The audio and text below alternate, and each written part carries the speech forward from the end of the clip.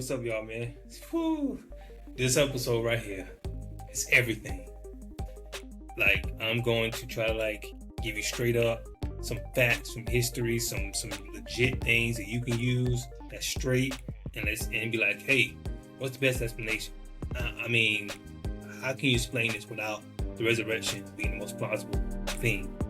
Just hear me out, because this is going to be regular. It's going to be super understandable.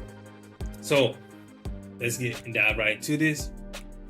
We're going to start, first, let's break it down to three things.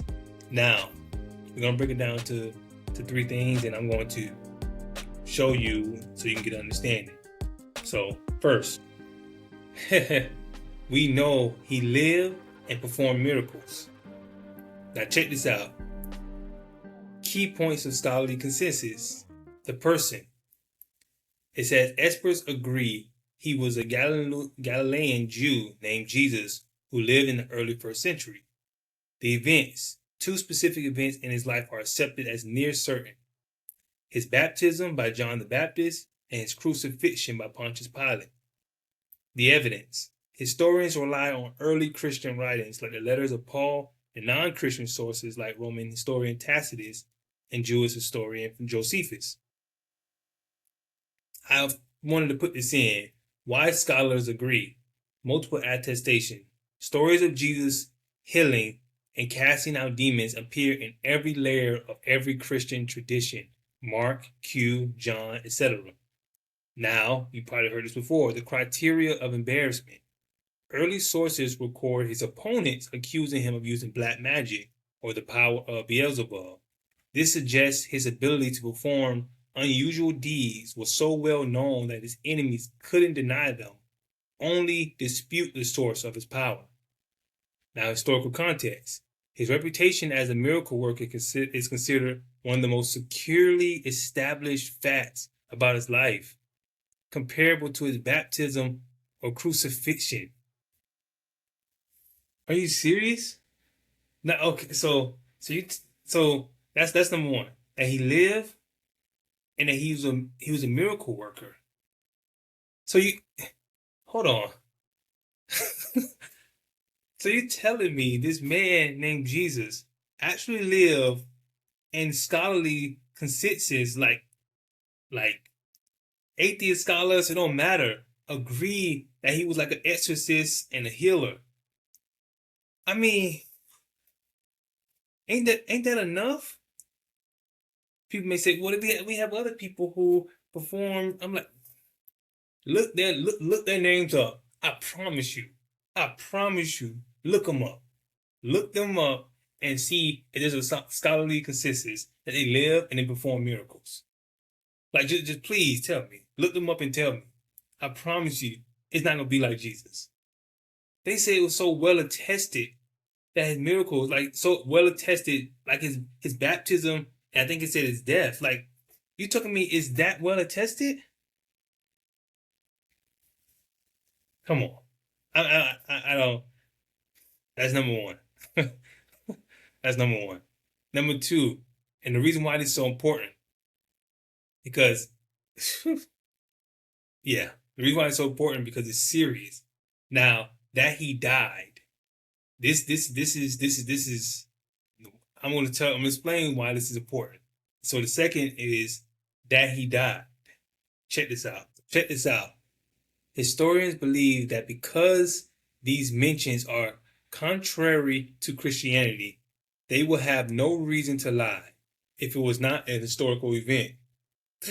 Source. These are sources that saying that Jesus actually died. We know Tacitus, 116 AD, reports that Christus suffered the extreme penalty, the crucifixion, under Pontius Pilate during the reign of Tiberius. Josephus, Jewish historian, states in his Testimonium Flavium that Pilate condemned Jesus to the cross after he was accused by Jewish leaders. Lucian of Samosata, a Greek satirist, mocks Christians for worshiping their crucified sage who introduced new rites to the world.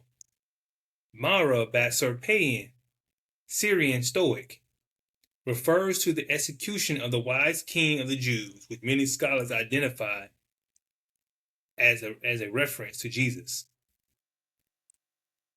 So you're telling me, okay, we understand he was a miracle worker. We understand that he lived. And now you're telling me this guy actually died. We have all this historical proof. I mean, all those were like those were all outside the Bible.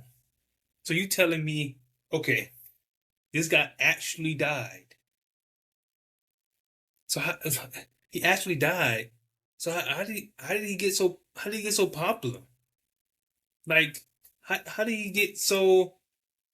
Now the reason why I said this is probably like one of the most important ones right here. This is one of the important because if Jesus died in Jerusalem, how in the world did the disciples go back to the same place that he died and everybody saw him die? His death was a public spectacle, crucifixion, and he was so famous. Okay, tell me this. You ain't going to sit here and die in front of everybody. Like die in front of everybody and then go back into the same town and tell people that he rose from the dead when everybody saw he died. There's a difference. There's a difference if you go into some other town, some other city way far away and tell people that he rose from the grave, which that's still going to be hard to believe. But you go back to the same place that everybody, so you're telling people they have to unsee what they saw with their eyes to believe your lie or believe you said this man came out. You have to tell them not to believe their very own eyes.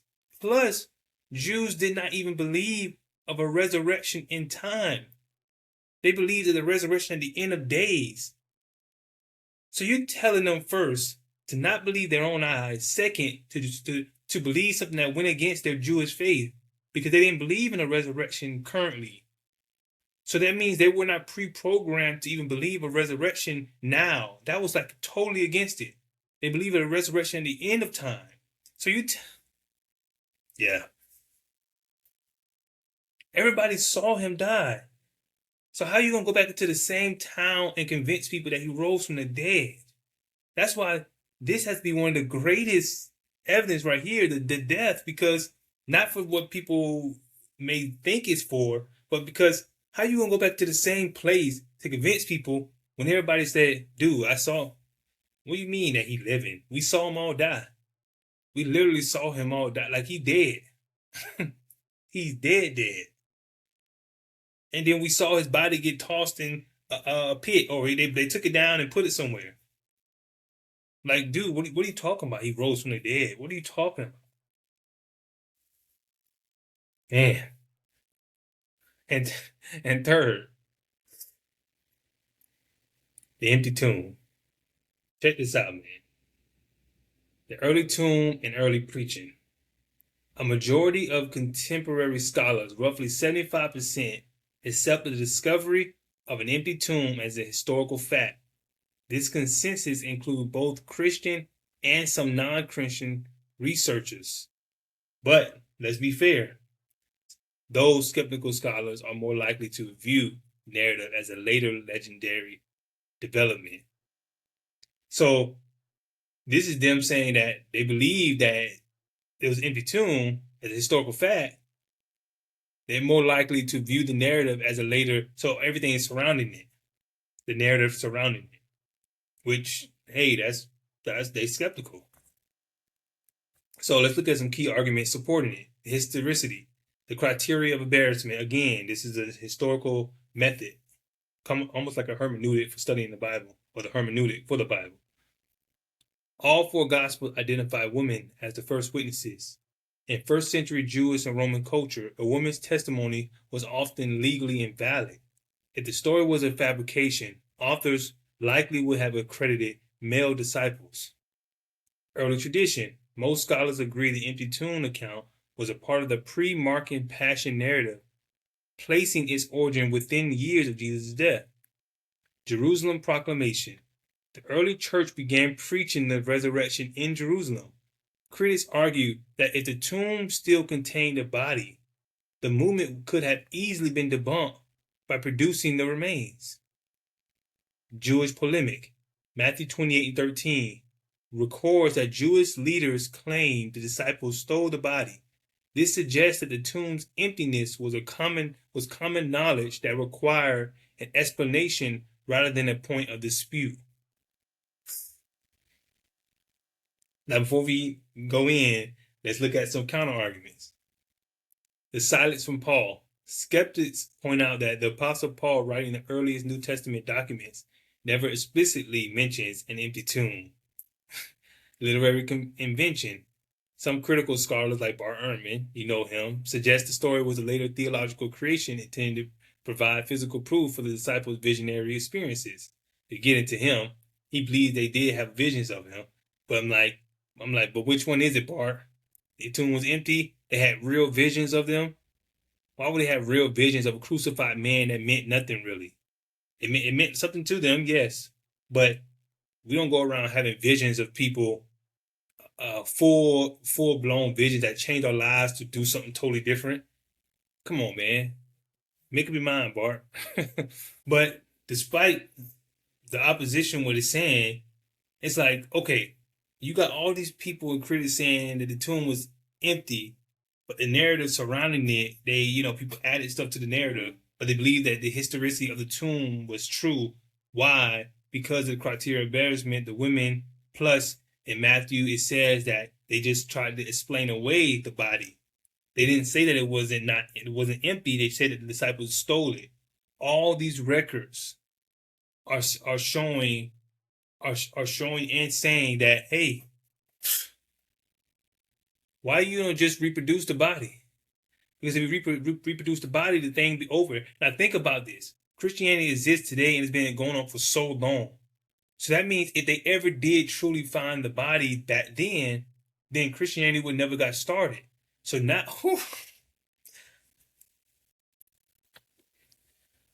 okay. Sorry, that was just so good. I thought, Holy Spirit, if you say that meant that the disciples really did steal the body and create all this, that means you will have to believe Matthew as an authentic source of history. Because Matthew says that the Sanhedrin and the authorities were saying that the Jews stole, or the disciples stole the body. So if you actually are saying we don't know how Christians, the movement got started and whatever, they probably did really steal the body. They probably really did steal the body and then convinced everybody and whatever. And it's like, well, that means you then are now accrediting Matthew as a historical source that can be dependent on because it's telling you that they stole the body. So if you want to take it that way, you can. But if you say, no, I mean, multiple scholars like Bart Ehrman would say, we don't believe, based off all the sources, that the disciples were trying to deceive anybody. They ain't steal the body. They just created this invention. They just came up. They could keep retelling the story. I'm like Bart, whoever the scholar is. You can't just keep retelling the story in Jerusalem, like I told you, because that's where everybody saw him die. You can't go back to the source of the crime, the source of the scene, and tell people nonsense if they saw him die. You can't just tell him, like, you think people are stupid? Like I said, they weren't predisposed like to believe that viewpoint anyway. So it would have took double, like something on top to make somebody convert to Christianity when they already wasn't predisposed to believing in that. Plus, they saw him die. So you can't just be saying, oh, they created a story they just made, they stole it and just kept telling, retelling. Either they stole the body and then you admit that Matthew was telling real historical truth, or you say, no, everything we seen, the disciples didn't steal, they didn't fabricate nothing, they just retold stories. But then now you got to answer, how can these stories make any headway and explode like Tacitus said it exploded? Tacitus said they thought they checked this superstition. They thought they checked it. What is he saying? Because he's like, Christ died. We thought we got rid of it. Then he said it exploded everywhere. So I'm like, How did it explode everywhere? And they started telling it back in the same place that Christ died. You ain't gonna get far because everybody know that he died. So what are you gonna tell them? What are you gonna tell them?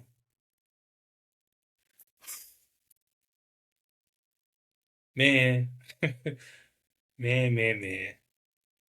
So I mean, when learning these things, it became so fascinating, and that's why I just like I gotta use this for my own self to continue to give my own self confidence that we standing on evidence, we standing on something that people actually died. That's why Peter said in his writing, he's like, man, we ain't just telling you no fairy tales or fables or stuff that we just made up. We ain't just telling you some stuff that we made up. Peter's really speaking like this. He's like, we ain't just telling you some stuff that we just made up.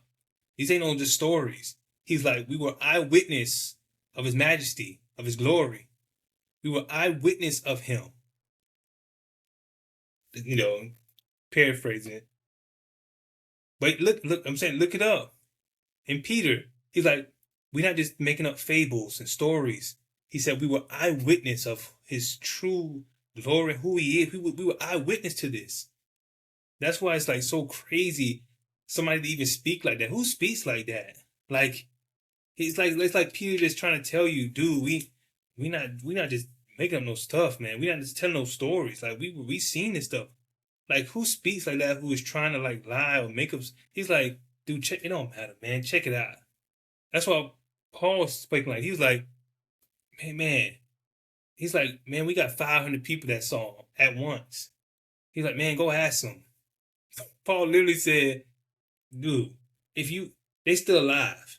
What's he hinting at? He's like, man, anything, all this can be verified. He's like, dude, they still alive. Go check with them. Go ask them. Why is that important? It's because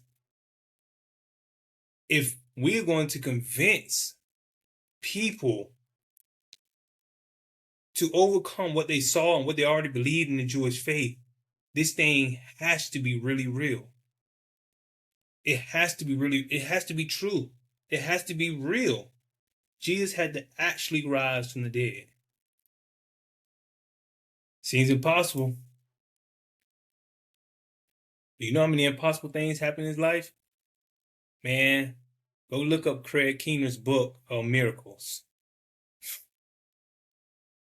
Like, that's enough said. So, appreciate y'all, man. Another video. Man, we're going to get into more things, more topics.